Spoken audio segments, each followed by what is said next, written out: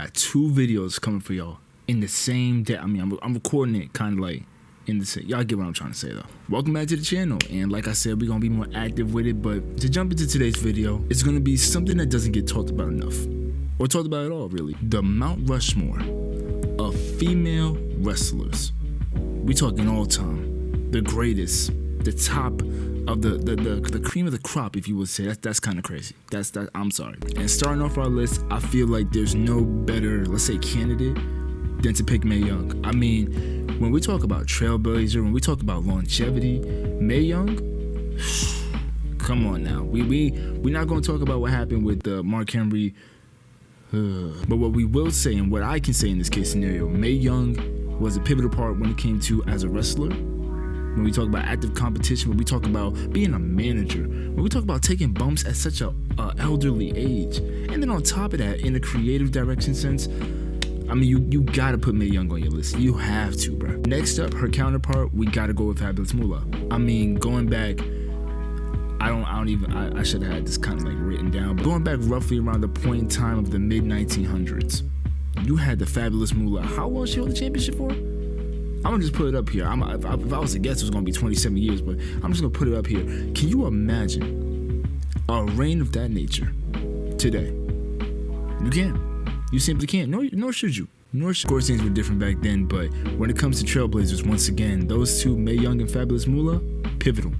Very pivotal in today's wrestling. And of course, when it comes to the early presentation and revolution for women's wrestling. Now, our next 2 candidates. Now, these are my personal choices.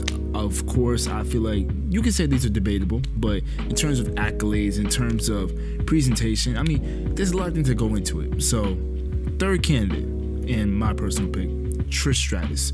Now, she's not my favorite wrestler of all time. With that being said, she's very pivotal. In her kind of was sporadic when it came to her runs, right? But in her sporadic runs, whether it be in 2022, even if you were to spin it back all the way to the 2000s, Trish Stratus paved the way for a lot of females. In terms of being taken serious when it comes to actual wrestling competition, I mean, who else can you really name? Aside from Lita, but I'm not a fan. I know what you are. And of course, everybody holds Trish Stratus in high regard when it comes to wrestling, and not always for the best reasonings, but from a wrestling competitor standpoint, you got to give her credit where it's due. Now, my final choice, my final pick when it comes to this list, I feel like what doesn't get talked about enough is accolades, right? Now, when we look at things from an accolade standpoint, dang, what I'm about to say is going to be, let me just rephrase that in a way. Accolades aren't everything, but the stories that are told based off of your career, the things you accomplish during your duration as an active competitor, they can't go without credit. The way you carry yourself, the way you just were able to do things in such a quick span of time. It's just, I mean, what else can you say? Asuka. That is the final entry for me when it comes to the female wrestling Mount Rushmore. Now, you could say the language barrier does kind of prohibit her in some case scenarios when it comes to being, debatable. But really, is that something that you could really like hold against her per se? From a wrestling standpoint, Asuka's a phenomenal wrestler. When it comes to the accolades, whether it's in Japan, whether it's coming to WWE, she's a Grand Slam champion.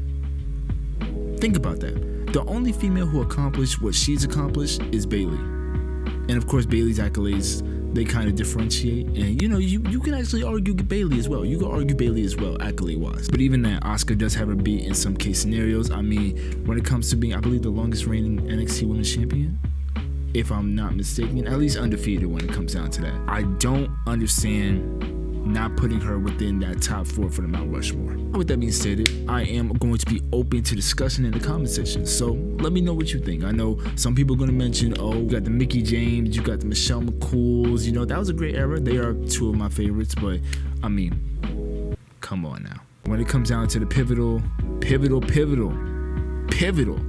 I'm about to pop the mic, pivotal wrestlers,